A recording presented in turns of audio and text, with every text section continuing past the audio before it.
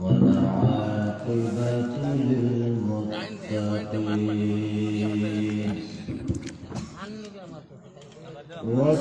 والصلاة والسلام على رحمة للعالمين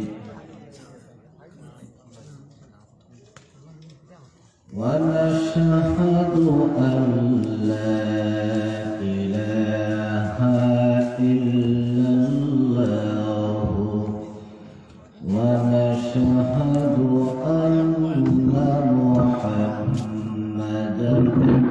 عبده ورسوله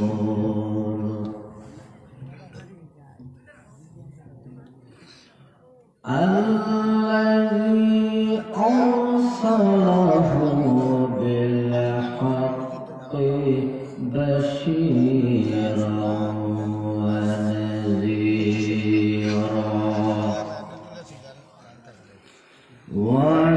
وداعيا إلى الله بإذنه وسراجا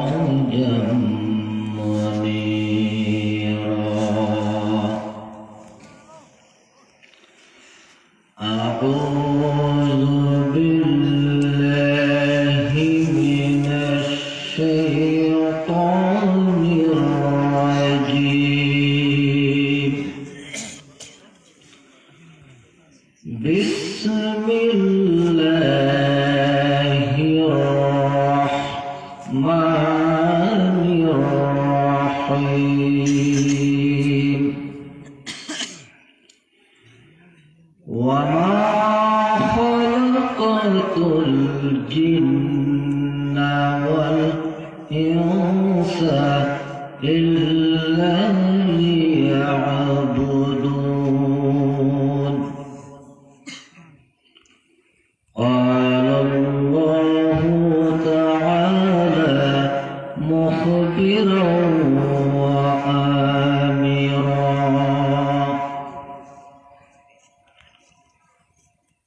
وعن النبي صلى الله عليه وسلم أنه قال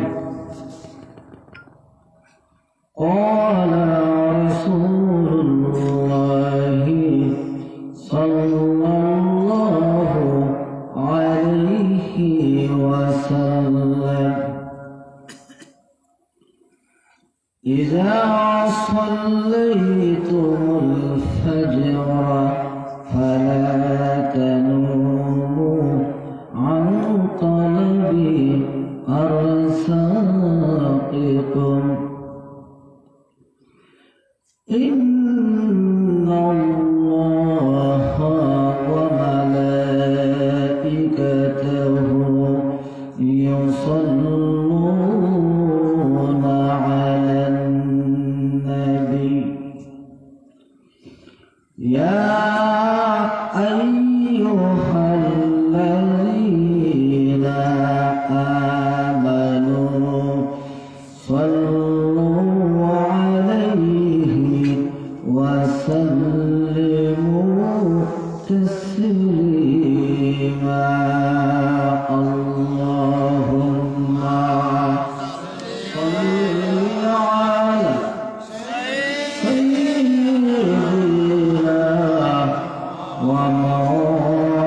ومولانا محمد وعلى آل سيدنا مولانا محمد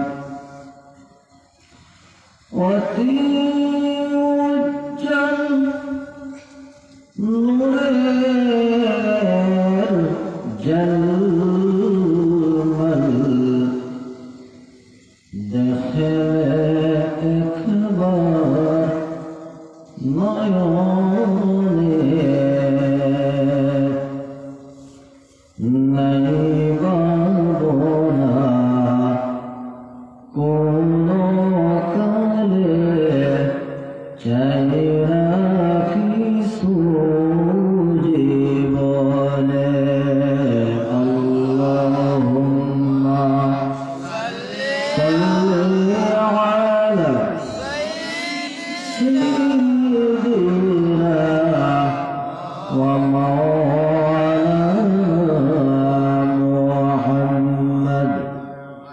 وعلى آل سيدنا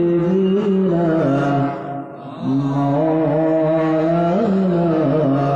محمد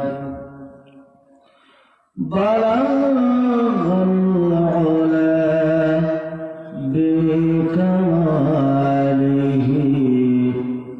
كشف الدجى بجماله حسنت جميع خصاله صلوا عليه وآله بلغ العلا بكماله كشف الدجى بجماله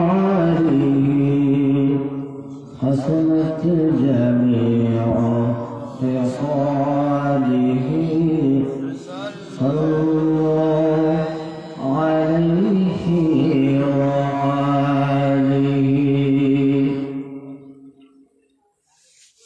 এই মহতী মাহফিলের শ্রদ্ধেয় সভাপতি সাহেব তৎসহ ওয়াজ কমিটির সদস্যবৃন্দরা এবং উলামায়ে কেরাম, মুরব্বিয়ানে আযম, আমার পর্দার আড়ালের মা ও বোনেরা, তৎসহ দূর দূরান্ত থেকে আগত শ্রোতা মণ্ডলীগণ, আমি আপনার সম্মুখে এক আয়াতে করিমা তিলাওয়াত করেছি এবং এক হাদিস শরীফ পড়েছি। মহান রব্বুল আলামিনের তৌফিক দানে আপনার সম্মুখে তার তাৎপর্য ব্যাখ্যা করার আপ্রাণ চেষ্টা করব। তো যেদিকেই তাকাই সেদিকেই বেড়াভঙ্গ। বর্তমান যুগ, আমরা যেন চক্ষু বন্ধ করে চলতে হয়। আপনারা মনের মধ্যে কোনো দুঃখ আনবেন না। আল হক মারব, হক কথাগুলো একটুখানি করুয়া থাকে। তাই আমরা বিশেষভাবে বর্তমান যে যুগ, এই যুগে আমরা আমাদের চক্ষু কিছু বন্ধ করে চলতে হবে। যেদিকেই তাকাই সেদিকেই বেড়াভঙ্গ। কোন বেড়াটি মেরামত করব? ওয়াজের দিক অনেক দিকে আলোচনা করা নিত্য প্রয়োজনীয়, জরুর। তো আপনার সম্মুখে আমি কেবল ইবাদতের তাৎপর্য নিয়ে দু একটি কথা বলার চেষ্টা করব। তো রব্বুল আলামিন আমাদেরকে এই দুনিয়ায় পাঠিয়েছেন কেবল ইবাদত করার জন্য। ইবাদত হলো প্রধানত দুই প্রকার। সাহা প্রসাহা হিসাবে অনেক প্রকার রয়েছে, কিন্তু প্রধানত ইবাদত হলো দুই প্রকার। একটি হলো ইবাদতে হাকিকি এবং অপরটি হলো ইবাদতে মাজাজ। তো আমাদেরকে মহান রব্বুল আলামিন পাঠিয়েছেন কেবল ইবাদতের জন্য, অন্য কোনো কিছুর জন্য নয়। তো আমরা তো দেখি যে ইবাদত তো কেবল নামাজ পড়ি এবং রোজা ধরি, আর কিছু সদকা খয়রাত করি, যেগুলা মালি ইবাদত। আর তো আমরা কোনো ইবাদত করি নাই। হ্যাঁ, আমরা ওই দৈনন্দিন জীবন গোটা সংসারে যা কর্মক্ষেত্র করে থাকি ওই সমস্ত হলো ইবাদতে মাজাজি। আর ইবাদতে হাকিকি হলো নামাজ, রোজা, হজ, যাকাত। তো আমার ভাইয়েরা, ওই যে ইবাদত রব্বুল আলামিন আমাদেরকে ওই ইবাদতের জন্য মনোনীত করে পাঠিয়েছেন, আর কোনো কিছুর জন্য নয়। তাহলে আমরা কেবল নামাজ, রোজা, হজ, যাকাত, সাদকা ওই সমষ্টির মধ্যে যদি আমরা ইবাদতকে সীমাবদ্ধ করে, তাহলেই বাকি যে সময়টুকু দৈনিক 24 ঘন্টা ব্যাপী ওই সমস্ত সময়টুকু কি আমরা শয়তানের গোলাম? আমরা কি শয়তানের গোলাম?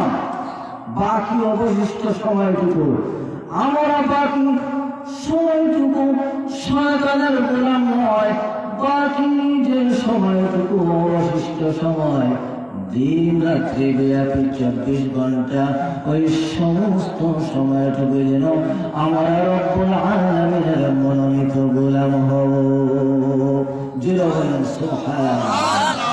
ওই বাকি সময়টুকু 24 ঘন্টা ব্যাপী ওই সমস্ত সময়টুকু যদি আমরা রব্বুল আলামিনের গোলাম হতে চাই, তাহলেই আমাদের করণীয় কি করতে হবে? আমাদের করণীয় হলো ওই দৈনন্দিন জীবন গোটা সংসার ব্যাপী যা কিছুই করি না কেন ওই সমস্ত যেন রব্বুল আলামিনের নির্দেশ এবং রাসূলের নির্দেশ মোতাবেক করতে হবে। জোরে বলেন সুবহানাল্লাহ। আমরা কাজটি করব, কাজ করবই করব। আমরা যদি চা পান করে থাকি কিংবা পানি পান করে থাকি, আমরা তো পান করবই তো করব। কিন্তু ওই পান করার ক্ষেত্রে যদি আমরা ওই ডান হাত দিয়ে পান করলে, বাম হাত দিয়ে পান করলে যে হবে, আর ওই ডান হাত দিয়ে পান করলে সেই হবে। কিন্তু আমার ভাইয়া, যদি রাসূলের নীতি মোতাবেক ডান হাত দিয়ে যদি পানি পান করে নেই, চা পান করে নেই, তাহলেই জেনে নিন ওই পানিটুকু কিংবা চাটুকু পান করা যেন ইবাদতের মধ্যে গণ্য হয়ে যায়।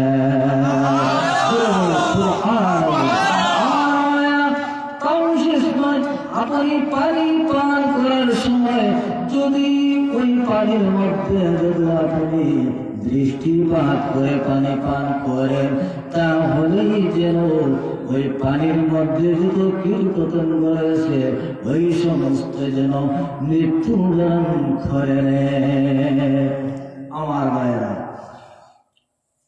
কোন ব্যক্তি যদি একখানা সবজি প্যাক করে, আর ওই সবজির দিকে যদি কোনো ব্যক্তি যদি গভীরভাবে দৃষ্টিগোচর করে, দৃষ্টিপাত করে, তাহলে যেন ওই সবজিকে জড়িয়ে বশীভূত হয়ে যায়। ঠিক বললাম না? ভুল বললাম? রব্বুল আলামিন আমাদের চক্ষুর মধ্যে এমন শক্তি প্রদান করেছেন। তো আমার ভাইয়েরা, ওই পানির মধ্যে এমন জীবাণু, এমন পোকা কীটপতঙ্গ রয়েছে যে পানির মধ্যে রাসূল করিম সাল্লাল্লাহু আলাইহি ওয়াসাল্লাম বলেন যে ওই পানির মধ্যে যদি কোনো ব্যক্তি প্রথমত দৃষ্টিপাত করে পান করে, তাহলে যেন ওই পানির পোকাগুলো মৃত্যুবরণ করে নেয়। তাও শেষ নয়, ওই পানি পান করার মুহূর্তে যদি কোনো ব্যক্তি চক্ষু দ্বারা দৃষ্টিপাত করে বসে ডান হাত দ্বারা যদি 3 শ্বাসে 3 বারে ওই পানিটুকু পান করে নেয়, তাহলেই সে পানি পান করলো না। ওই ডান কাজের কিয়ামত কাছে যেন লিপিবদ্ধ করে নিবেন যে ওই ব্যক্তি এখনই পানি পান করে নাই, সে যেন ইবাদত করে নিয়েছে।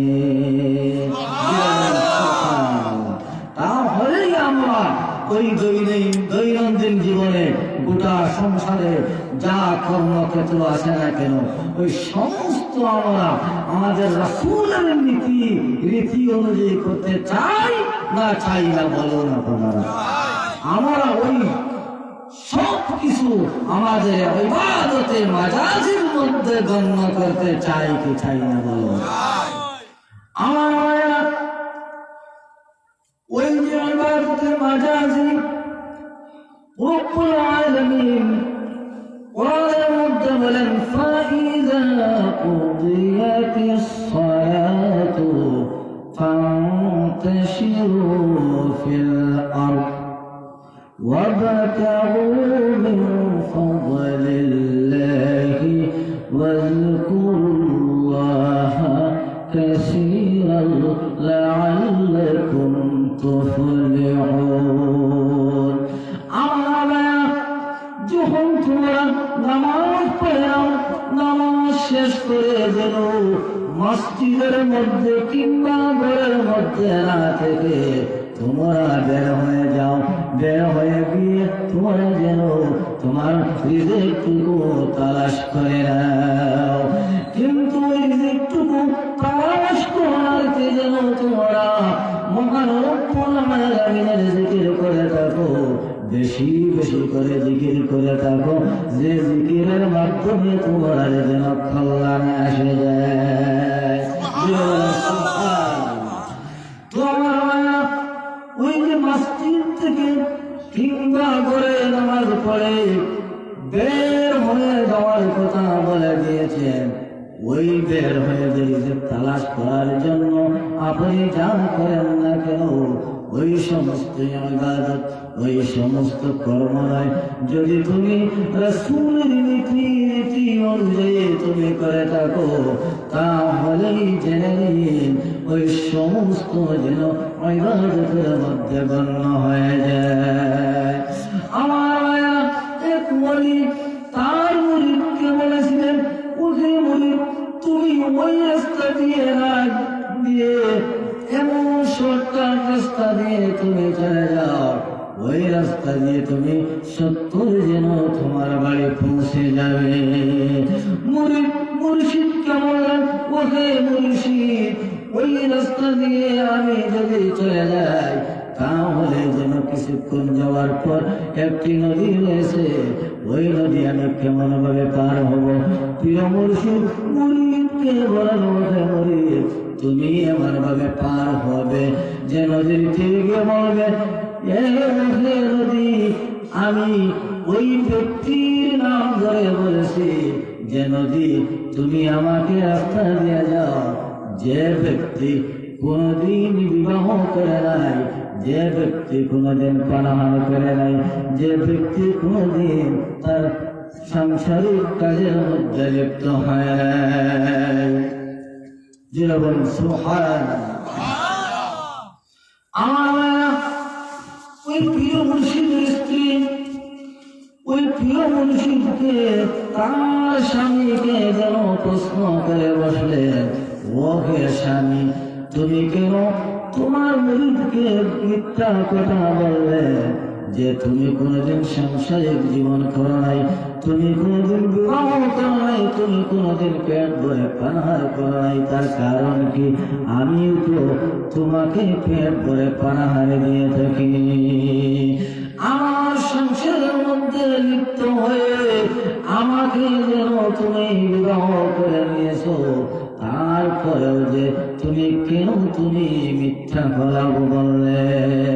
মুর্শিদ তার স্ত্রীকে জবাব দিলেন, ও স্ত্রী, তুমি জানো আমি আমার মুরিদকে সত্য বলে দিয়েছি, কখনো মিথ্যা বলে নাই।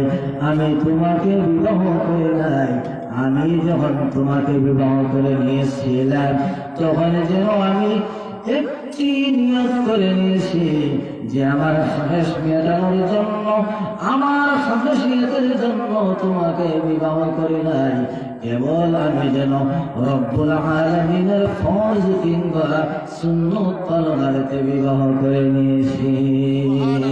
আমার ভাইরা, নিয়তুল মুমিনিনা খায়রুম মিন আমালিহি, রাসূল সাল্লাল্লাহু আলাইহি ওয়াসাল্লামের হাদিস। নিয়ত হলো সবচেয়ে উত্তম, সবচেয়ে বড়। আপনার নিয়তের উপর যেন আমলের দারমদার বর্তাইবে। আমার মায়া ওই বিবাহের নিয়তে বিবাহ করার নাই, ওই সাংসারিক জীবন গোটাও সংসার কর্মক্ষেত্র যা করেন না কেন রাসূলের নীতি রীতি অনুযায়ী করেন, তাই যেন ওই সমস্ত ইবাদতের মধ্যে গণনা হয়ে যায়। যেরকম সুবহানাল্লাহ।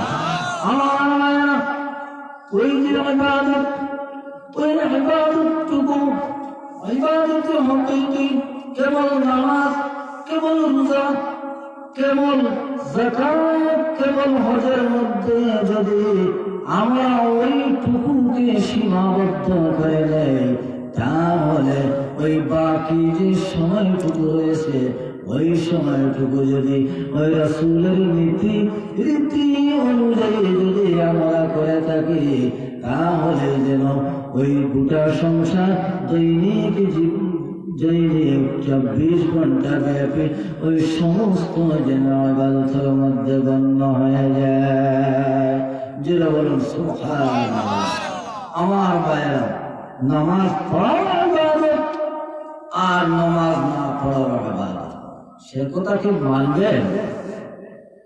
আপনারা মানবেন? কিছু উত্তর আমাকে দিবেন। নামাজ পড়াও ইবাদত, আবার নামাজ না পড়াও ইবাদত। নামাজ পড়াও ইবাদত, আবার নামাজ না পড়াও ইবাদত। মূল কথা হলো রব্বুল আলামিনের হুকুম নির্দেশ পালন করা। আল্লাহ রব্বুল আলামিন যা হুকুম করেছেন তা পালন করার নামই হলো ইবাদত। আমার নামাজ না পড়া ইবাদত। রব্বুল আলামিন বলেন যে তুমি সূর্য উদয়ের সময় নামাজ তুমি পড়ো না, যখন দ্বিপ্রহর হয়ে যায় তখন যেন তুমি নামাজ পড়ো না, আর যখন সূর্য অস্তমিত হয়ে যায় তখন যেন তুমি নামাজ পড়ো না। নিষেধ করে দিয়েছেন নামাজ না পড়ার জন্য। তুমি যদি সেই সময় যদি তুমি নামাজ পড়ে নাও, তাহলে সেটা গুনাহ হবে না নামাজ হবে, সওয়াব হবে? বলুন তো আপনাকে বলে দিয়েছেন ওই টাইম, ওই সময়টুকুতে যেন নামাজ না পড়ার জন্য। তো আপনি নামাজ পড়লেন না, হুকুমটুকু মেনে নিয়েছেন, তাই আপনার জন্য নামাজ না পড়া ইবাদতের মধ্যে গণ্য হয়ে গিয়েছে। তাই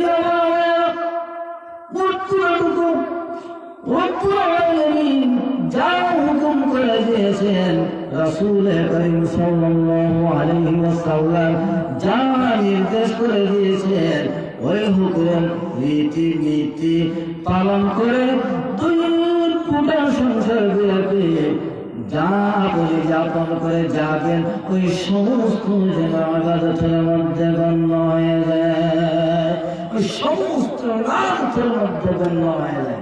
আমার রাসূল করিম সাল্লাল্লাহু আলাইহি ওয়াসাল্লাম হাদিসের মধ্যে বলেন, ইযা সাল্লাইতুমুল ফাজর ফালা তানুমু আন তুলবি আরসাকিকুম।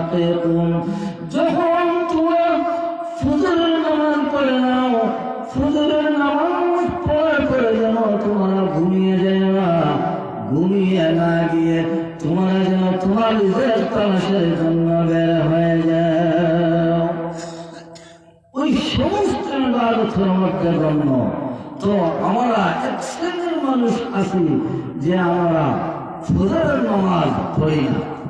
নামাজ কয় ওয়াক্ত বলুন তো? 5 ওয়াক্ত নামাজ পড়েন কয় ওয়াক্ত বলুন না? পড়েন কয় ওয়াক্ত? 5 ওয়াক্ত পড়েন। কিছু কিছু আছেন তারা 4 ওয়াক্ত নামাজ পড়েন। আর 5 ওয়াক্তের মধ্যে 1 ওয়াক্ত সদা সর্বদা যেন তারা কাজা আদায় করে। ঠিক বললাম না ভুল বললাম? আমার ভাইয়েরা, যে ব্যক্তি ফজরের নামাজের সময় ঘুমিয়ে থাকে ওই ব্যক্তির মুখের মধ্যে শয়তান এসে যেন প্রস্রাব করে দেয়, আর তার কানের মধ্যে যেন প্রস্রাব করে দেয়।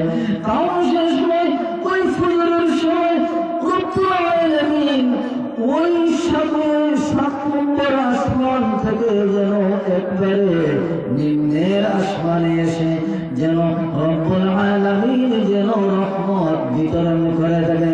যারা ওই ফজরের ওয়াক্তের মধ্যে উঠে যায় তারা যেন ওই রহমতের বাঁকটুকু যেন পেয়ে যায়।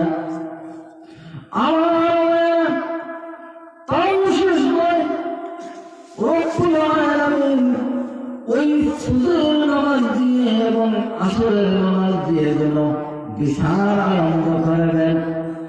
আপনার এদিকে বন্যা হয় না? নিশ্চয় হয়। নৌকা আছে না?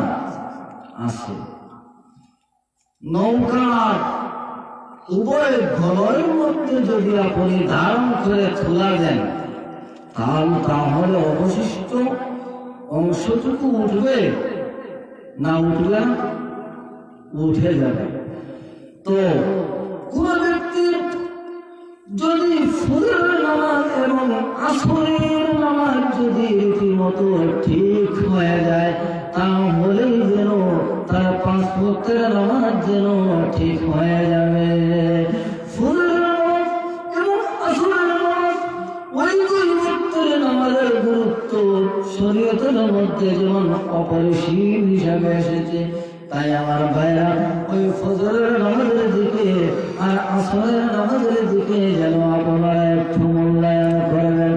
আমার ওই যে কাজা নামাজ, যদি তোমার নামাজ কাজা হয়ে যায় তাহলে আপনি ওই কাজা নামাজ কেমন ভাবে আদায় করবেন তাও অনেক লোক জানে না। আমার ভাইরা ওই কুদুরি কিতাবের মধ্যে 173 নম্বর পৃষ্ঠার মধ্যে লিখেন বাবুল কাযাউল ফাওয়াইদ। আমার ভাইরা ওই তোমার নামাজ যদি কাজা হয়ে যায় তাহলে যতক্ষণ পর্যন্ত তুমি কাজা নামাজ আদায় করেন না ততক্ষণ তোমার ওয়াক্তের নামাজ যেন কখনোই হবে না। না হবে? আপনার নামাজ কাজা হয়ে গিয়েছে, আপনি কাজা নামাজ রেখে আপনি ওয়াক্তের নামাজ পড়া আরম্ভ করে দিয়েছেন। আপনার নামাজ কাজা হয়েছে, আপনি মসজিদের মধ্যে জামাত আরম্ভ হয়ে গিয়েছে, আপনি জামাতের মধ্যে শরীক হয়ে গিয়েছেন। অতএব জামাতে নামাজ পড়া হলো সুন্নতের মুআক্কাদা। আর আপনার যে নামাজ কাজা হয়েছে সেটা হলো ফরজ। সেটা কি? ফরজ। আমার ভাইয়া, যদি কোনো ব্যক্তির নামাজ কাজা হয়ে যায় তাহলেই যেন যতক্ষণ পর্যন্ত তার নামাজটুকু আদায় করে নাই ততক্ষণ যদি কোনো ব্যক্তি ওয়াক্তের নামাজ পড়ে কিংবা জামাতে নামাজের মধ্যে শরীক হয়ে যায় তাহলে ওইটা জামাতে নামাজ হবে না, এমনকি তার ওয়াক্তের নামাজ হবে না যতক্ষণ পর্যন্ত সে তার কাজা নামাজ আদায় করে না। আমার কোন ব্যক্তি যদি 3 কারণের মধ্যে লিপ্ত হয়, ওই 3 কারণ থেকে কোনো একটি কারণ যদি তার মধ্যে ঘটে যায় তাহলে বলেই জেনে সে যেন কাজা নামাজ পরে পরে উত্তর নামাজ যেন আগে পড়ে বলুন সুবহানাল্লাহ। কেন? তিনটি কারণ কি? তিনটি কারণ হলো যদি সে তার কাজা নামাজ রয়েছে কিন্তু তার স্মরণের মধ্যে সে ভুলে প্রত্যেক নামাজের মধ্যে খারাপ হয়ে গিয়েছে, একটি কারণ। অপরটি কারণ হলো যে ওয়াক্ত যদি সংকীর্ণ হয়ে যায়, কি বলা, ওয়াক্ত যদি সংকীর্ণ হয়ে যায়, যে এই ওয়াক্তের শেষ সীমায় পৌঁছে গিয়েছে, যে আপনি যদি ওয়াক্তের নামাজের মধ্যে যদি আপনি কাজা নামাজের মধ্যে খাড়া হয়ে যান তাহলে আপনার ওই ওয়াক্তের নামাজও কাজা হয়ে যায়। এমন অবস্থায় আপনি সর্বাগ্রে যেন আপনি কি করবেন, আপনার ওয়াক্তের নামাজ পড়ে নেবেন, পরবর্তীতে কাজা নামাজ পড়ে নেবেন। আরেকটি কারণ হলো কাহার যদি 6 ওয়াক্ত নামাজ কাজা হয়ে যায়, উতিরের নামাজ নিয়ে যদি কাহারও 6 ওয়াক্তের নামাজ কাজা হয়ে যায় তাহলে সে তার মনে চাহে কাজা নামাজ আগে পড়ুক আর চাহে পরে পড়ুক।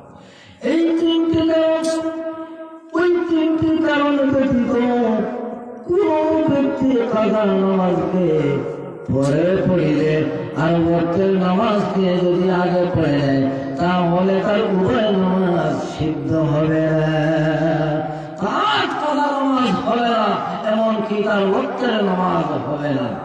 আমার কোন ব্যক্তি জানাজার নামাজের মধ্যে গিয়েছে আর দেখে যে জানাজার নামাজ আরম্ভ হয়ে গিয়েছে, তাহলে সে ওই জানাজা বেঠি না বেটা মানুষ, পুরুষ না মহিলা, নিয়ত কেমন করবে বলুন তো? যদি ওই জানাজার নামাজের মধ্যে গিয়ে যদি কোনো ব্যক্তি দেখে যে তার এক তাকবীর কিংবা দ্বিতীয় তাকবীর ছুটে গিয়েছে তাহলে সে কেমন ভাবে নামাজ আদায় করবে? জানেন? কেউ জানেন? জানলে বলুন তো, লজ্জার কোনো ব্যাপার নয়। বলতে পারবেন? কেন? যদি আমার সমস্যা হয়ে যায়, ঘটে যায়, তাহলে নামাজ কেমন ভাবে পড়বে? এইটুকু আপনার জানা দরকার না দরকার নয় বলুন তো? মূল সরায় পানি নেই, সর্বসরায় আম। আমার কথাটুকু বুঝতে পারছেন? কিছু মূল সরার ওয়াজটুকু করবেন এবং শোনার চেষ্টা করবেন, লম্বা চওড়া ওয়াজ করে লাভ নেই। তো আমার কোন ব্যক্তি ওই জানাজার নামাজের মধ্যে গিয়ে যদি দেখে যে ইমাম সাহেব নামাজের মধ্যে খাড়া হয়ে গিয়েছেন, তার ওযু নেই, তাহলে মতো অবস্থায় সে যেন ওই মাটির মধ্যে তৈয়ন করে নামাজের মধ্যে খাড়া হয়ে যাবে। আমার কোন ব্যক্তি যদি জানাজার নামাজ আরম্ভ হয়ে গেছে, মহিলা না পুরুষ সে কিন্তু জানে না কেমন ভাবে নিয়ত করবে, তার জন্য নিয়ত করতে হবে হ্যাঁ ওই পুরুষ বলে নিয়ত করতে হবে। আমার কোন ব্যক্তি জানাজার নামাজের মধ্যে গিয়ে দেখে যে ওই জানাজার নামাজের দ্বিতীয় তাকবীর কিংবা তৃতীয় তাকবীর চলে গিয়েছে, তাহলে সে ওই নামাজ কেমন ভাবে পালন করবে? আমার বাইরে জেনে ওই ব্যক্তি এমন ভাবে নামাজটুকু পালন করবে সে যেন নামাজের মধ্যে গিয়ে খাওয়া হয়ে যাবে। আর যখন ইমাম সাহেব ডান দিকে আসসালামু আলাইকুম ওয়া রাহমাতুল্লাহ বলে, ওই ততক্ষণাৎ যেন সে ওই তার ছুটে যাওয়া তাকবীর যেগুলো রয়েছে ওই ছুটে যাওয়া তাকবীর যেন সে পালন করে আদায় করে ওই আল্লাহু আকবার বলে যেন সে তার নামাজটুকু শেষ করে। সুবহানাল্লাহ। এবারে কি জানাজার নামাজ যদি আপনার ছুটে যায় আদায় করতে পারবেন না? পারবেন না? দুরূদ ইয়া রাসূলুল্লাহ ইয়া হাবিবাল্লাহ ইয়া রাসূলুল্লাহ ইয়া হাবিবাল্লাহ ইয়া রাসূলুল্লাহ ইয়া হাবিবাল্লাহ ইয়া রাসূলুল্লাহ আল্লাহ আল্লাহ আল্লাহু লা ইলাহা ইল্লাহু আল্লাহ আল্লাহ হাসবুনা আল্লাহ আল্লাহ রাব্বুনা। আমি আপনার সম্মুখে আরো একটি কথা বলে আমি আমার বক্তব্য এখানেই শেষ করে নিব। আপনারা জানেন যে ঈদের নামাজ যদি ছুটে যায় তাহলে কেমন ভাবে আদায় করবেন? যদি জানেন তাহলে আমি বলবো না, এখানেই আমার বক্তব্য শেষ করে নিব। আর যদি জানেন না তাহলে সেটা বলে আমার বক্তব্য শেষ করবো। বলো তো জানেন না? জানেন? জানেন না? যদি ঈদের নামাজ এমন হয় যে আপনি যাওয়ার পর এক রাকাত ছুটে গিয়েছে, কিংবা প্রথমত যে 3টি তাকবীর ওই তাকবীর ছুটে গিয়েছে, তো আপনি কি করবেন? আমার যদি আপনি বলেন এমন অবস্থায় যদি আপনি ওই ঈদের নামাজের মধ্যে যদি পৌঁছে যান যে আপনি ওই পৌঁছা মাত্র ওই নামাজের প্রথম 3 তাকবীর ছুটে গিয়েছে, আপনি কি করবেন? আপনি ওই নামাজের মধ্যে গিয়ে ওই মনের ধারণার নিয়মটুকু করে যেন আল্লাহু আকবার বলে তাকবীর তাহরিমা বেঁধে আপনি তাড়াহুড়া করে যেন আপনি 3 তাকবীর দিয়ে যেন ততক্ষণাৎ রুকুর মধ্যে চলে যায়। যদি রুকুর মধ্যে গিয়ে আপনি ওই ইমামকে রুকুর মধ্যে পেয়ে যদি এক তাসবিহ যদি আপনি পড়তে পারেন, তাহলে যেন আপনি এই রাকাতটুকু পেয়েছেন নতুবা নহে। বুঝতে পেরেছেন কি বলছি? আর যদি আপনি এক তাসবিহ যদি ওই ইমামকে রুকুর মধ্যে পেয়ে আপনি এক তাসবিহ যদি পাঠ করতে পারেন না, ওই ইমাম সাহেব যদি উঠে যান, তাহলেই জেনে নিন আপনার ওই যে রাকাতটুকু ওই রাকাত যেন ছুটে গিয়েছে। ইমাম সাহেব যখন বামে সালাম ফিরাবেন তখন যেন আপনি উঠবেন, উঠে আপনার ওই রাকাতটুকু আদায় করে নিবেন। আমার মায়েরা, আমাদের আমি যে আমার বক্তব্যের যে আয়াত পড়েছিলাম, যে হাদিস পড়েছিলাম, ওইটুকু সারাংশ তাৎপর্য দিয়ে একটা পুঙ্খানুপুঙ্খভাবে আপনার সম্মুখে তুলে ধরার সময়টুকু নেই। আমার অতিথি এসেছেন, তাই আমি আমার বক্তব্য এখানে শেষ করলাম। আর মজলিসের মধ্যে মানুষকে মানুষ যেমন জমি তেমন চাষ। তো মজলিসের মধ্যে যদি মানুষ থাকেন তাহলে কথা বলতে একটু ভালো লাগে, কথা বলতে যেন একটু উপকৃত হওয়া যায়, ভালোভাবে কথা বলে যায়। তাই আমার কথা থেকে যদি আপনারা কোনো দুঃখ পান আমাকে ক্ষমার চোখে দেখে নিবেন। আমি আমার বক্তব্যটুকু এখানেই শেষ করলাম। আমার কথাটুকু থেকে যদি কিছু আমল করে আপনারা যদি পারেন তাহলে আমি আবার জীবন সার্থক বলে মনে করে নিব। এই বলে আমার বক্তব্য এখানে শেষ করলাম। ওয়া আখিরু দাওয়ানা আলহামদুলিল্লাহি রাব্বিল আলামিন। আল্লাহুম্মা আমিন। আলহামদুলিল্লাহি রাব্বিল আলামিন ওয়াল আকিবাতু লিল মুত্তাকিন والصلاة والسلام على رسوله الكريم.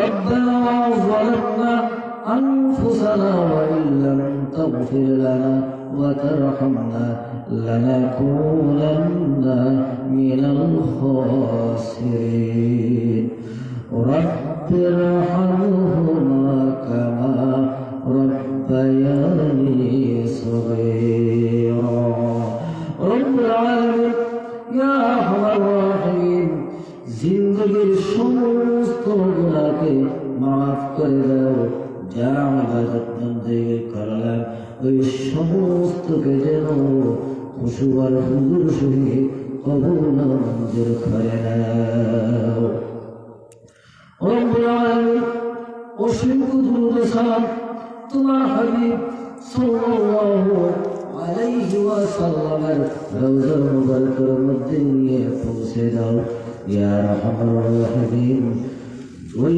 মজলিসকে তোমার দরবারে আলিয়ার মধ্যে কবুল করে নাও রব্বুল আলামিন ইয়া আরহামার রাহিমিন ওই গ্রামবাসীর মধ্যে খৈরে বরকত আতা ফরমাও ওই গ্রামের মধ্যে আসমানি জমিনি যত মাসাইল আছে সমস্ত থেকে ওই গ্রামবাসীকে তুমি হেফাজত করে নিও রব্বুল আলামিন ওই গ্রামের মধ্যে যত মুরব্বিয়ান আছেন না কেন ইয়া আরহামার রাহিমিন ওই তাদের নেক হায়াতে সাইয়্যিদা আতা করে রব্বুল আলামিন যুবকদের মাথার ছায়া দীর্ঘায়ু করে দিয়ে দাও রব্বুল আলামিন ইয়া আরহামার রাহিমিন ওই গ্রামবাসী যত বন্দেগান কবরবাসী হয়ে গিয়েছেন ওই সমস্তকে মাফ করে দিয়ে জান্নাতুল ফিরদৌস নসিব করে দাও